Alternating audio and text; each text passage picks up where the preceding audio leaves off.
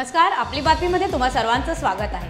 बातम्यांची सुरुवात पंचायत ते संसद 2.0 न करूया।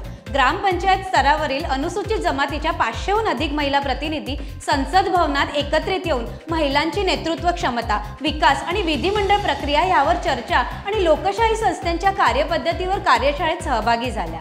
महाराष्ट्रातील ग्रामपंचायत स्तरावरील अनुसूचित जमातीच्या महिला प्रतिनिधी देखील कार्यशाळेत सहभागी झाल्या। कार्यक्रमाचे उद्घाटन लोकसभा अध्यक्ष माननीय ओम बिर्लाजी यांच्या हस्ते करण्यात आले। धर्मसत्तेच्या चांगल्या प्रयत्नांना मदत करणं हे राजसत्तेचं कर्तव्य आहे। कोल्हापूर येथे आयोजित पंचकल्याणक महोत्सवात मुख्यमंत्री माननीय देवेंद्र फडणवीस यांनी सांगितलं, आमची धर्मसत्ता ही कधी राजसत्तेवर अवलंबूनच राहिलेली नाही। धर्मसत्तेने आपल्या व्यवस्था नेहमी उभ्या केल्या आहेत। तथापि राजसत्तेचं देखील हे कर्तव्य आहे की अशा प्रकारच्या धर्मसत्तेच्या कुठल्या प्रयत्नांमध्ये आपण जर सहभागी होऊ शकलो तर त्यातनं निश्चितपणे मला असं वाटतं की त्या राजसत्तेलाही संस्कारित राजसत्ता म्हणून काम करण्याची संधी मिळत असते। आणि म्हणून या विकासाच्या यात्रेमध्ये जी काही या ठिकाणी कामं करता येतील ती करण्यामध्ये आम्ही मंचावरचे सगळे नेते किंवा लोकप्रतिनिधी निश्चितपणे प्रयत्न करू, हा विश्वास मी आपल्या समोर मांडतो। आम्ही जनतेचे सेवक म्हणूनच काम करणार। माध्यमांशी बोलताना महसूल मंत्री आणि भाजपा महाराष्ट्र प्रदेश अध्यक्ष माननीय चंद्रशेखर बावनकुळेजी यांनी सांगितलं, आम्ही निवडून आलेले प्रतिनिधी जे आहेत ते पब्लिक सर्वंट आहोत, जनसेवक आहोत आणि जनसेवकांनी जनतेच्या आणि मतदारांच्या समोर नतमस्तक होऊनच त्या ठिकाणी आपला कारभार केला पाहिजे। छत्रपती शिवाजी महाराजांची जी शिकवण आहे ती शिकवण आपण अंगीकारली पाहिजे।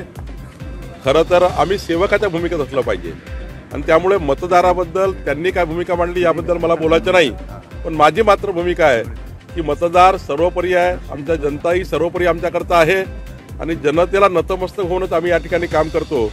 देवेंद्र फडणवीस सरकार जे या ठिकाणी आलं आहे, आमचं सरकार आलं आहे, हे जनतेला नतमस्तक करून जनतेचे आभार मानून आम्ही या पदावर बसलेलो आहोत आणि आम्ही ठरवलं आहे की जनतेला जे आम्ही वचनं दिली आहे ते 5 वर्ष पूर्ण पाडू। जनता आमच्याकरता सर्वोपरी आहे, आम्ही कोणी राजे नाही आहोत, तो सेवक आहोत, सेवकाच्या भूमिकेमध्ये आम्ही आहोत। जगा आणि जगू द्या या विचारांवर जैन धर्माचं तत्वज्ञान आधारलेलं आहे। जैन धर्माच्या विचारांवर बोलताना मुख्यमंत्री माननीय देवेंद्र फडणवीस यांनी सांगितलं, आमचा जो जैन विचार आहे, आमची जी जैन तत्व आहे, ही तत्व खऱ्या अर्थानं जगा आणि जगू द्या सांगणारी तत्व आहेत आणि म्हणूनच आपण जगाच्या पाठीवर विचार केला तर हजारो विचार तयार झाले आणि ते विचार संपून गेले, पण काहीच विचार असे आहेत की जे शाश्वत आहे आणि त्या शाश्वत विचारातला एक शाश्वत विचार म्हणून ज्याच्याकडे पाहिलं जातं तो आमचा जैन विचार आहे।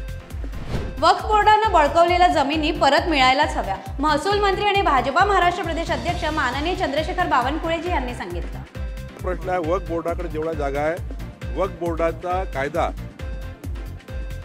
त्या ठिकाणी त्या कायद्याचं काय करायचं याबद्दल केंद्र सरकार विचार करत आहे।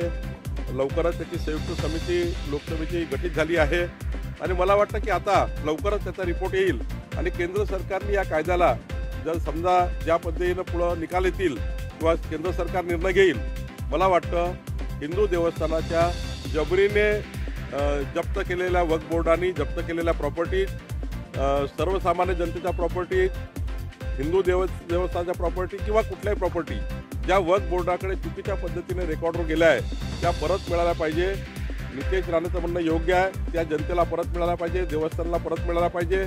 याकरता सरकार आणि केंद्र सरकार दोन्ही सरकार काम करतात। काल अर्थात 6 जानेवारी रोजी मुख्यमंत्री माननीय देवेंद्र फडणवीस यांच्या अध्यक्षतेत आणि केंद्रीय नागरी विमान वाहतूक राज्यमंत्री मुरलीधर मोहोळ यांच्या प्रमुख उपस्थितीत महाराष्ट्रातील विमानतळासंदर्भात आढावा बैठक झाली। संघटन पर्वाच्या माध्यमातून येणाऱ्या 10 तारखेला व्यापक स्वरूपात भाजपा सदस्यता अभियान राबवण्यात येणार आहे। महसूल मंत्री आणि भाजपा महाराष्ट्र प्रदेश अध्यक्ष माननीय चंद्रशेखर बावनकुळेजी यांनी दिली माहिती। संघटन पर्वाचा दुसरा ड्राईव्ह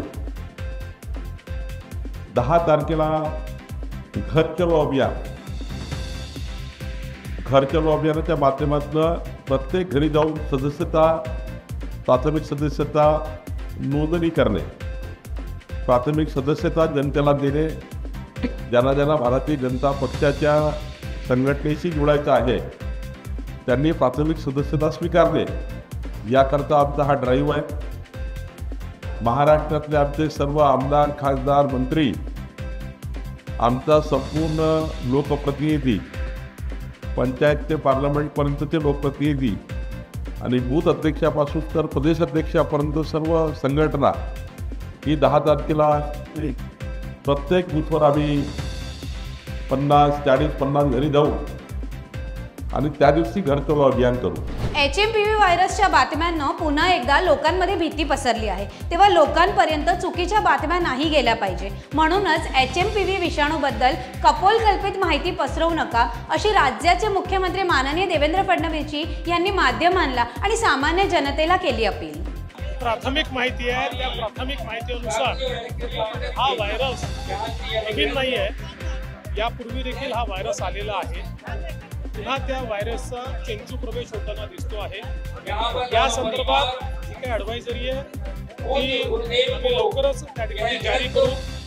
आता 3 वाजता केंद्र सरकारचं जे आरोग्य मंत्रालय आहे ते देखील राज्यांसोबत त्या ठिकाणी कॉन्फरन्स करून या संदर्भातली सगळी माहिती उपलब्ध करून देणार आहे. आणि त्यानंतर काय काळजी घ्यायची आहे ही काळजी आपण घेऊ.